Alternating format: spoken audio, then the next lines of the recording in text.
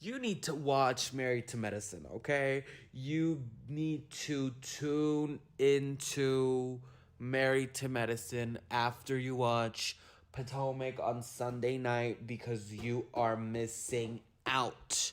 It is the best show on Bravo that we are not watching. I said to myself, obviously longing for Phaedra's return somehow. When I saw that trailer and they involved Phaedra in this season and brought her in as a cast member, as a holistic doctor, baby, I said I am going to be tuning in no matter what, no matter if I do not know the backstories of these ladies. After 6 weeks of weekly keeping up with the show, I have to say 10 out of 10. It's giving OG Atlanta vibes and better. I get all my life when watching Married to Medicine. You are deeply missing out, and I sadly have to admit it is better than the Real Housewives of Potomac, and it is better than the Real Housewives of Atlanta right now. So if you want to get back to that nostalgic Roa feeling, go watch Married to Medicine. It doesn't matter if you do not know the backstories. I didn't either. But now I know each and every one's name, little backstory, relationship with each other, their character, how they play the reality TV game. And this ensemble cast just knows how to play a good, successful game. And it can definitely be said about almost everybody on this cast. I love Dr. Jackie. She's giving Lisa Vanderpump matriarch of the show vibes, and I will be comparing them to the housewives so that the non-watchers, the non-viewers, the opponents of Married to Medicine can get a vibe, a feeling. She is a successful, beautiful, cutthroat, but very elegant lady that will still get you all the way together, but it's not here for the bullshit. Okay?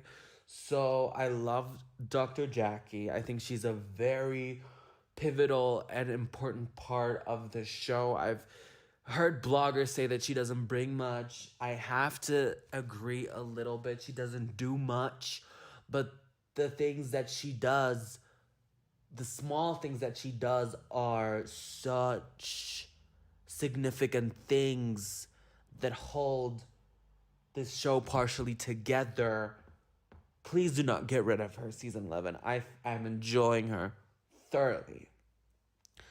Toya is that girl you do not mess with because she will get in your effing face. She is very confrontational.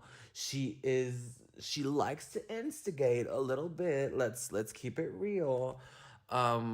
She definitely holds a grudge or two, but I don't want to say too much about that because I have not yet watched earlier seasons, so I cannot judge too much. But enjoying her so far as well, bringing it, calling them ladies out when she feels is right, and so on and so forth. Dr. Simone, the way she gets her man Cecil together, and the way those kids, those young men desperately need some jobs. Baby, Dr. Simone, do not enable those kids any longer. I am so happy that she bought an investment property that she is going to collect rent from her kids so they can get a little head start in their IRL, honey, in their real life. Also, Dr. Simone is the same as Toya, just the more composed and elegant version. She will get you all the way together, but in a very calm and collected way, in my opinion so far. whereas Toya is very cut the BS. Dr. Heavenly, arguably one of my favorites, if not my fave of all. And that might be an unpopular opinion, but I stand on it because Dr. Heavenly makes this show what it is. Dr. Heavenly is at least 35% of Married2Medicine. She is carrying this on her back. She has a good friendship to everybody. She has a good alliance to everybody. She's very successful. She loves her husband. She's a little cuckoo and crazy. But at the end of the day, even though she is messy and is shady sometimes, she is very much needed. And she will ride for you. She will shade you, but she will pull you right back in. And I don't know if she's pulling me right back in by manipulating me as a fan, but I love Dr. Heavenly. I love her daughter, Alora. She's so pretty, so cute. And the way Dr. Heavenly was begging her not to leave state for college was bittersweet and cute, adorable all at once. And you can tell, don't play with Dr. Heavenly because Dr. Heavenly will be coming for you. Don't play around too much. And you have to see also she has a certain level of respect with some of these ladies, especially Quad, when she got Quad all the way together and said, don't yell at me now, Quad. You know how I can get sometimes. I do not like this. And Quad was mute. Who else is there? We talked about Dr. Jackie, Dr. Simone, Dr. Heavenly, Toya. Let's talk about Dr. Alicia, the newbie. She has said 2 words, beautiful and pretty, a dentist. I think she can be fun. I'll judge in a couple of weeks when they have involved her more. Who else do we need? We need to talk about Miss Sweet Tea. Sweet Tea is a nice and fresh addition to the show because Sweet Tea, she's Southern, she's a bit younger, she potentially brings in a new perspective. They've laid her a little lower in the importance ladder and in the storyline ladder these past, I would say, 1 to 2 episodes. We have not seen that much since the first 3 to 4 episodes were heavily focused on her. But Sweet Tea is very sweet, like the name already says. She can definitely throw hands. She can definitely behave a little erratic. But I think she was just a little stressed. The baby was just a little stressed, needed some assistance in the wedding, as Jackie said, in a very shady tone. But I'm excited to see how she's going to be forming relationships further on with these ladies. I don't feel that they're as tight right now in the timeline of episode 6, but I think we'll get there. I like that she's a little cuckoo. I like the southern heavy accent. I am pleased. Sorry, I was getting a phone call. Anyways, let's talk about Miss Quad. Quad Webb. I have anticipated her as if she was a Portia Williams, a Nene Leakes coming back into the show, because it felt to me, whilst watching the first 2 episodes where she was not in, I was like, Well, I'm very excited to see how these ladies are going to react on her, because based on these stories and based on Sweet Tea and based on the trailers, I thought that mess was going to be going down as soon as she decided to join into the bachelorette party of Sweet Tea. But editing and production made a fool of us, tricked us. Sweet Tea was very sweet and inviting to Quad, almost fan-like. And Quad is that girl. She is beautiful. She has a good coin. Her house is stunning, okay? But my girl Quad cannot, for the life of her, take a little bit more accountability, and it makes me sick to my stomach, okay? Sick to my stomach, because I don't want to something like the Roa breakup of the OGs.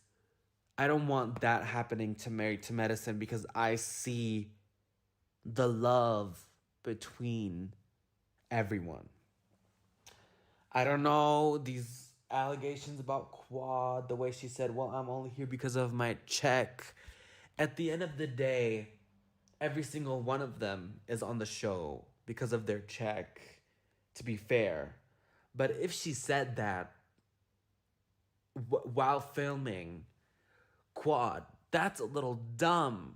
Please, you gotta play this game a little better and have 5% of an ego death, because don't get your ego get the best of you. And Miss Phaedra, Phaedra is mad when she stops acknowledging kikiing with you, because Phaedra gave you two possibilities. She said, okay, Quad, make this right at the bachelorette party. You got thrown out. That's fine. Toya fell away. But Quad, how are you going to be coming back from the dead, revive yourself from the casket in a funeral home, and gaslight a bunch of women about how you were wronged? Yes, you were wronged, but you have wronged too, as has everybody on the show, probably. But I feel like that could have gone way better. It definitely went downhill. And allegedly, next week's episode is the last episode that we are going to be getting some sweet Quad web for season 10, except for the finale and the reunion, which makes me sad. It makes me angry, because something that happened to Roa, the way they broke off with each other, it cannot happen in this perfect and brilliant ensemble cast. Now let's talk about my girl. Phaedra Parks is back on TV, and I am very happy about it. It's been a while that we've seen. Actually, I am completely lying. Phaedra has been just fine. After Roa, there was Ultimate Girls Trip, there was Dubai, there was Traitors very recently, and now there have been movies and episodes, and there has been Married2Medicine now. So Phaedra girl is doing just fine. But am I happy to see her back on my screen? I have missed true conniving messiness. I have missed shade packaged in an array of composure, slight southern accents, and pure just delusion. Baby Phaedra Parks knows what the TV needs. She knows how to speak at the camera. She knows how to talk to production. That's why she's gotten multiple things going on over the last few years after that scandal over there at Roa. She knows how to maneuver. She knows how to hold the marionettes and play the game right. She is reality TV gold. Yes, it's true what the bloggers say. Phaedra still hasn't given us personal stuff on the show. But let her take her footing. Let her put the foot down on the ground. After, in a couple more weeks, I think she'll give something with more depth. Excuse me, I cannot, for the love of God, talk today.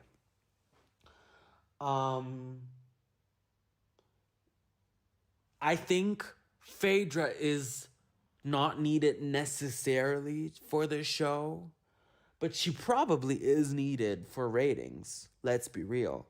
That is also why she has been in every single episode so far, if I'm not mistaken.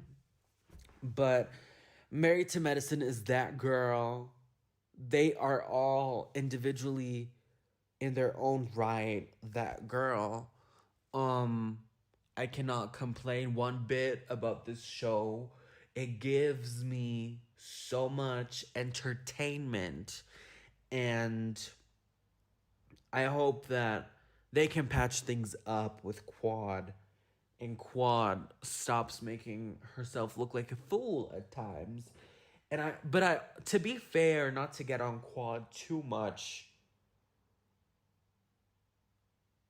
I also hope that the group sometimes does not poke and instigate. But that's besides the point. You guys, I think that maybe, I don't know, my schedule is crazy. I am reviewing Potomac, Beverly Hills, Salt Lake City. I haven't done a Miami recap because honestly I'm a little bored. I'll probably do an overview of sort. I'm doing Miami. I'm doing breaking news almost every single day, multiple times a day. And I also have a full-time job. And on top of that, my mama is moving, and I'm currently helping out on the move. It's only going to be one more week and a half-ish. But I'm tired. I'm super tired.